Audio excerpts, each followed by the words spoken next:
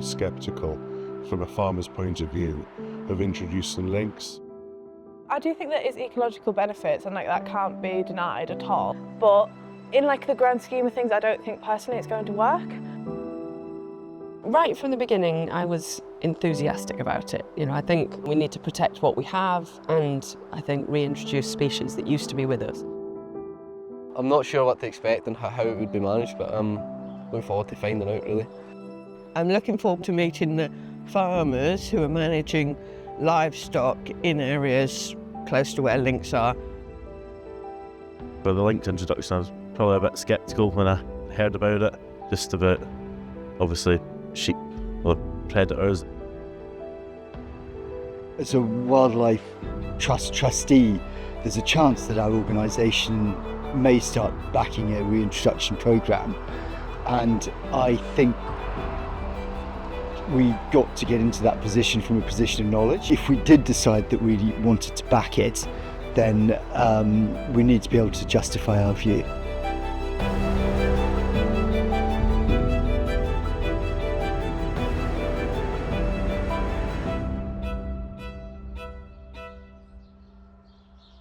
So in Switzerland, yes, lynx are occasionally taking livestock animals. We currently have a population in Switzerland of about 300 lynx, and they kill approximately not quite 100 livestock animals each year. We also have the wolf, which is taking far larger numbers. But the system for both species, large carnivore species, is rather similar. So that if an animal is causing too much damage, then that animal can be lethally removed from the population.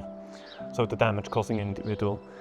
There is also a section in the management plan that if the lynx population overall within a certain area is causing too much damage on livestock, then the lynx population can be regulated and brought down overall. But as of now, in Switzerland, the lynx is not really that much of an issue anymore with livestock farmers. It truly is not causing that much damage, and damage is also compensated. Every single animal that is killed by a large carnivore is paid out by the authorities.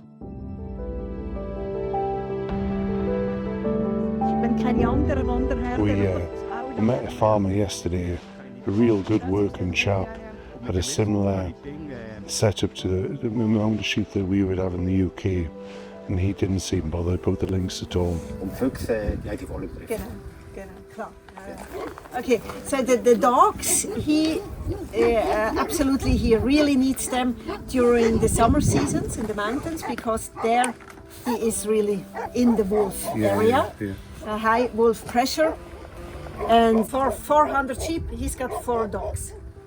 And in wintertime or autumn and now towards spring, during the lambing season, almost 80% of the lambs are being born outside.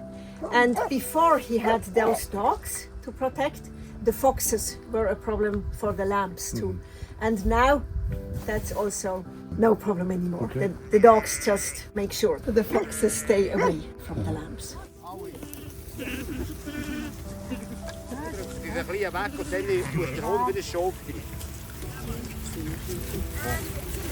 also for Stefan that these livestock guarding dogs, they accept the working border collies. That maybe just at first they push them a little bit away, but actually they should just accept that they are doing their work. I was just getting to speak to the people that are in the first-hand experience that have had the losses, telling you that they're okay. I suppose I was quite ignorant about how the lynx is quite shy, and what sort of predator they are. That if they did take anything, it would just be like a single sheep, then go away. But they're more interested really in deer, foxes, badgers. There's a lot of misinformation for people. Yeah, once it's all explained to you, you see that they're not going to be chasing lambs and ewes through a lambing field prior to lambing or something like that. It's just not going to happen. Each lynx has a defined area which is quite large, like 40 square kilometres or more, and so you're never going to get hundreds of lynx in Kielder Forest. We have a Lynx Reintroduction project from 2016 to 2020, and we released 20 lynx. The results are that we have reproducing females, we have adult males. The project was a good success. And we had a lot of conversation before the project and in the project with the farmers to help them, to provide them with everything that we can give, so the problems are minimized. The lynx as a top predator is also able to kill sheep or deer in enclosures, and this happens from time to time. So we have approximately 1 kill per year, more or less. But we have a lynx management plan here, so we can provide the farmer with the financial benefit for the killed sheep and for livestock protection with the financial support for the electronic fences. And we have also a network of volunteers to support the farmer with emotionally and tuning the fences. And after that, normally there are no lynx kills in these enclosures anymore. And he's not alone when he has a strong team behind. I've become the money for the deers. That's okay, no? They've paid the deers for the normal price, also it's okay. And after the fence has been put up? No kill. No kill. No kill. Oh, No kill.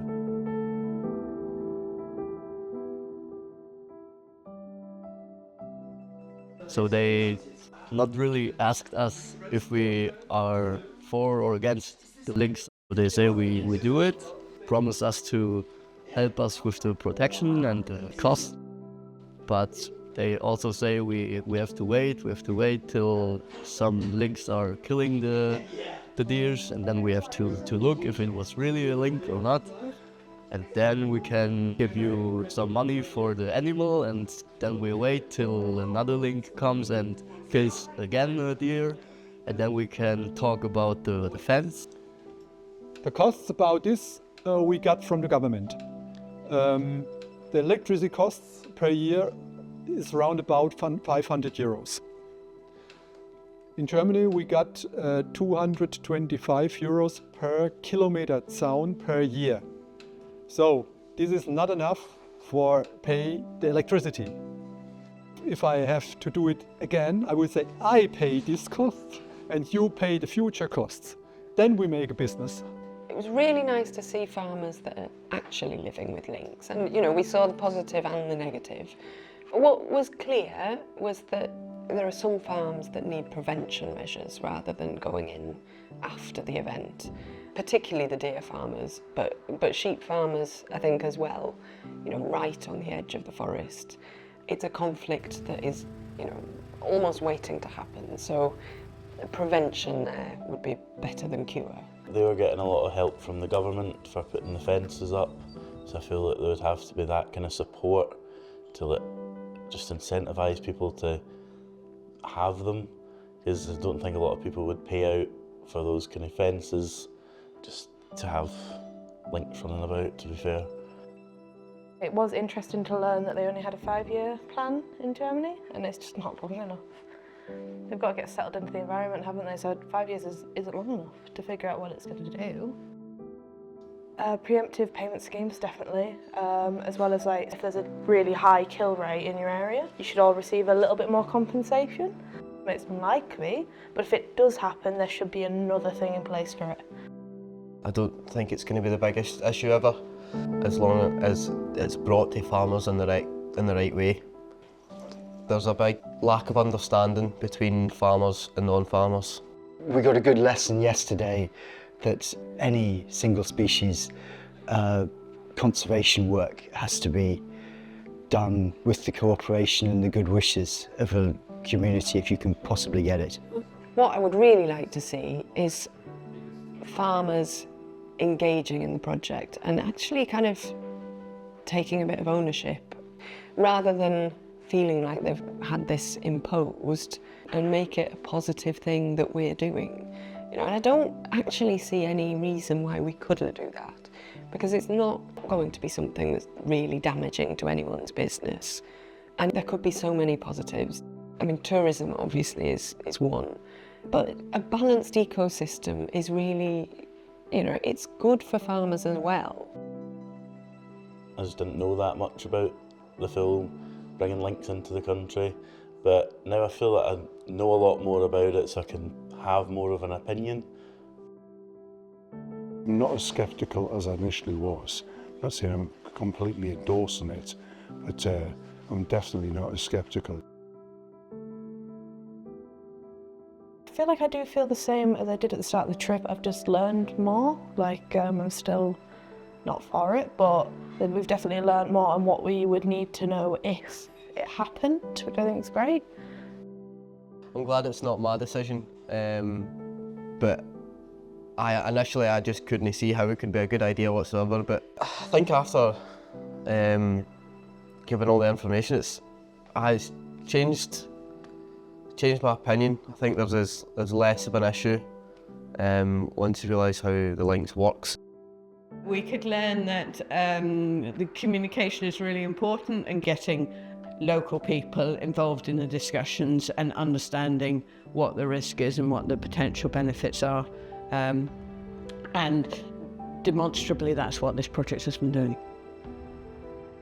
I would like to see it tried. I would. I think if we're serious about functional landscapes, then in the north of England, then it needs an apex predator.